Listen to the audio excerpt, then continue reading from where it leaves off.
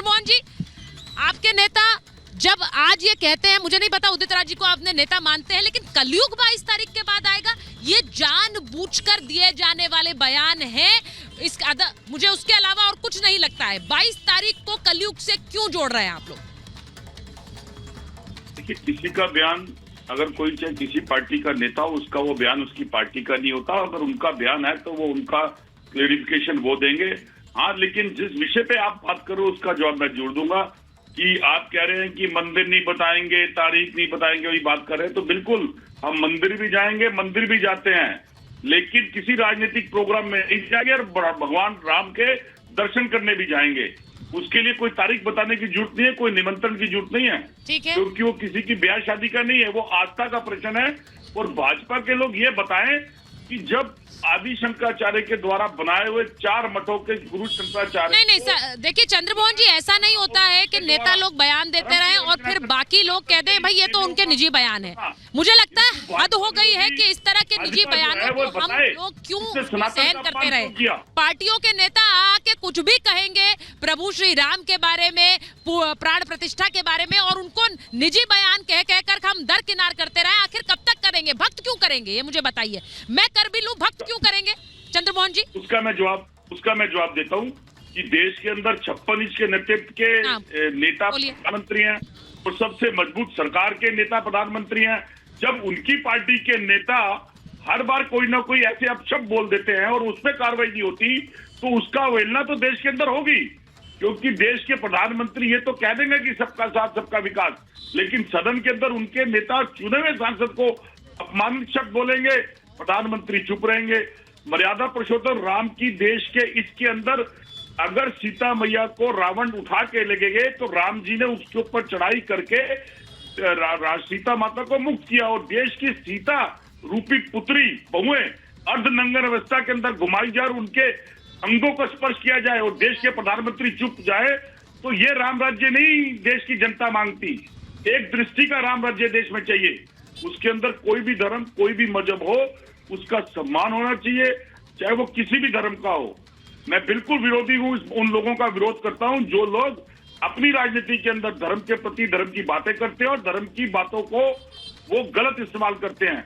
आस्था के अंदर राजनीति नहीं आनी चाहिए। दुर्भाग्य है आज की राजनीति का धार्मिक रूप हो चुका है और ये लगाम लगानी पड़ेगी। ये सिर्फ कहने से नहीं होगा, ये सिर्फ कहने से नहीं होगा।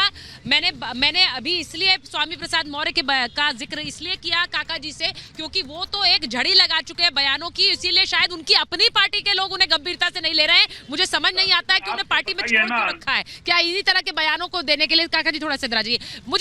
मैं एक बार संजय सरकार जी के पास भी जाऊं, क्योंकि वो भी, अब ममता जी उस दिन क्या कर रही है, देखिए अलग अलग नेता, मैं आपको भी बताऊं काका जी, समीर जी, जो हो रहा है 22 तारीख को मंदिर ना जाकर अपने अपने जगह अलग अनुष्ठान कर रहे हैं। ममता जी कह रही है मैं अलग एक सद्भावना दिवस भी बनाऊंगी और काली मंदिर में जाकर पूजा करूंगी। वहीं उद्धव ठाकरे भी यही कह रहे हैं कि मैं काला राम मंदिर में जाकर पूजा करूंगा। राहुल गांधी कह रहे हैं कि वो कामाख्या मंदिर जाएंगे। बहुत अच्छी बात है, लेकिन ये कर क्या वो प्राण प्रतिष्ठा को एक तरह से काउंटर करने की कोशिश कर रहे हैं, क्योंकि उन्हें पता है कि वो अगर नहीं जा रहे हैं तो उसका कहीं नुकसान ना हो जाए। संजय सरकार जी। जी नमस्कार, जय श्री रामचंद्र जी की जय, माँ काली, जय माँ दुर्गा। शाम के समय है, सभी भगवान जय श्री राम प्रार्थना करता हूँ सभी पैनलिस्ट आपको भी रखे, रिपब्लिक भारत परिवार सभी को अच्छा रखे भगवान। तो मैं एक चीज, मेरे को व्याख्या करने के लिए थोड़ा समय दीजिएगा, ठीक है। बंगाल का जो मतलब तारकेश्वर जो धाम है, धाम का मंदिर है, मंदिर के जो वहाँ पर महाराज है, महंत महाराज जी बोल रहे हैं हिंदू शास्त्र के अनुसार में असमूर्ण मंदिर में वहाँ पर मतलब जो रामलीला का प्राण प्रतिष्ठा हो नहीं सकता है। जो तिथि है वो तिथि के अनुसार में बोला जा रहा है वो शत्रु विनाश तिथि है। क्यों 17 अप्रैल का दिन जिसमें रामनवमी के दिन, उस दिन क्यों प्राण प्रतिष्ठा नहीं हो रहा है? इतना जल्दीबाजी क्या है, ये इतना जल्दी जाने का पड़ता है। और ऋषि मनी ऋषि और जो मतलब जो साधु संत जिस तरफ से बैन भारतीय जनता पार्टी दे रहा है, तो इसको सुकांत मजूमदार बोल रहा है स्वामी विवेकानंद हिंदू नहीं है। क्यों बोल रहा है? बोला गीता से ज्यादा फुटबॉल खेलने के लिए सेहत अच्छा रहता है। फिर आपको देखिए शंकराचार्य जी को जो बात आता है, शंकराचार्य जी को जो बात आता है, वहाँ पर नारायण राणे जी बोलता है मतलब ये हिंदू धर्म में शंकराचार्य जी का योगदान है। हाँ। फिर दिलीप घोष इनका जो नेता है ये बोल रहे हैं ये बोलना चाहता है कि राम भगवान नहीं थे, ये राम एक काल्पनिक है, एक राजा थे, ये भगवान नहीं है, तो किसका बयान मानेंगे? और रह गया भारतीय जनता पार्टी इतना जल्दी क्यों इसको करने जा रहा है? 22 जनवरी के दिन ही चुना है, क्यों 315 सीट है जहाँ पर भारतीय जनता नहीं, मुझे एक बात नहीं, संजय सरकार जी, संजय सरकार जी, अगर शंकराचार्य आप लोगों, मुझे बड़ा अच्छा लग रहा है आप शंकराचार्य का जिक्र कर रहे हैं, तो शंकराचार्य जी अपनी टोली लेकर पश्चिम बंगाल में जुलूस और रैली कब निकाल सकते हैं, जरा ये बता दीजिए। पश्चिम बंगाल में वो कब ये कर सकते हैं, पहले ये बता दीजिए, क्योंकि वहां पर तो रैलियों पर रोक लगा देते हैं आप। और आप शंकराचार्य का जिक्र कर रहे हैं संजय सरकार जी, वहाँ रामनवमी का जुलूस तो निकल नहीं सकता है और आप शंकराचार्य का जिक्र कर रहे हैं। सुनिए, आपको एक चीज बताता है, आप जो बात बोल रहे हैं ना, इसके भी जवाब हम देता है। शंकराचार्य जी गंगा सागर स्नान करने के लिए यहाँ पर आए थे, जुलूस निकाले थे, जुलूस निकाल के करने के बाद में बोला इतना अच्छा जो ये है वो कहीं नहीं हो पाया है। जो चीज आपको नहीं बता सकता है, बंगाल के सरकार इस तरफ से काम कर रहा है, मैं बहुत ही अच्छा, कहीं नहीं हो पाया, सिर्फ बंगाल में हो पाया, बहुत बढ़िया, बहुत बढ़िया, कहीं नहीं हो पाई ऐसी रैली, सिर्फ बंगाल में हो पाई, ये आपको कह रहे हैं। जरा काका जी इधर आ जाइए आप, मैं समीर जी आप भी आइए। कौन बोल रहा है? जरा मैं एक चीज पूछना चाह रही हूँ, जिस तरह से मैं आ रही हूँ संजय सरकार जी आपके पास, अगर शैलेश तिवारी जी हमारे साथ थ्रू है तो मुझे बता दीजिएगा, मैं उनके पास जाऊंगी।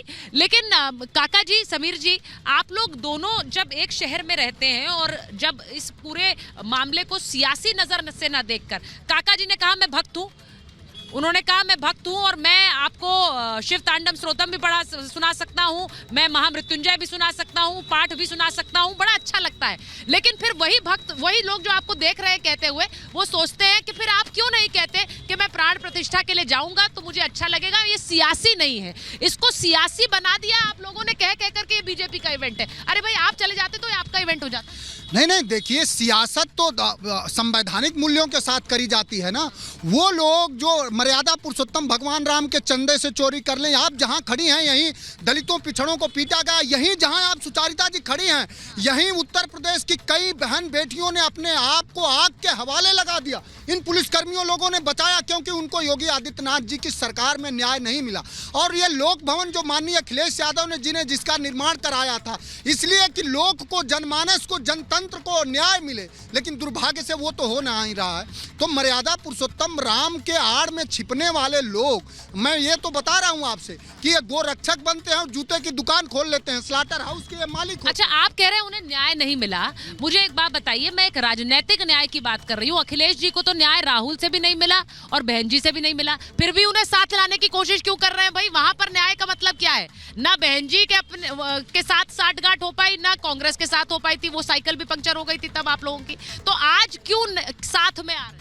सुचारिता जी, मोदी विरोध, मैं समझता हूं कि आपको बहुत समग्रता से, माननीय अखिलेश यादव इस देश के सबसे संवैधानिक और समाजवादी मूल्यों के नेता हैं, और उस समाजवादी मूल्य के नेता हैं जो हमारे संविधान के प्रस्तावना में है।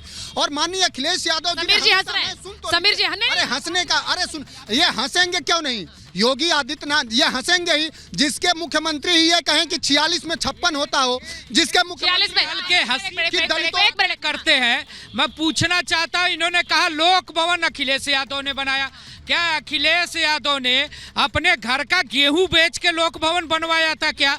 उत्तर प्रदेश की सरकार का पैसा था, उस पर बनवाया। हमारी सरकार के मुख्यमंत्री योगी आदित्यनाथ जी ने 5 एक्सप्रेस वे बनाया, हम 12 एयरपोर्ट बना रहे हैं, हम उत्तर प्रदेश का विकास कर रहे हैं, हमने बनवाया। ये अहंकार जो समाज खड़े हो आप, जहां आप ये देखिए, झूठ बोलने वाले, ये झूठों की ये हालत है कि झूठों ने झूठों से कहा सच बोलो, और घर के अंदर झूठों की एक मंडी है, दरवाजे पे लिखा है। यही अहंकार है इनके प्रवक्ता का, इनके नेता का, यही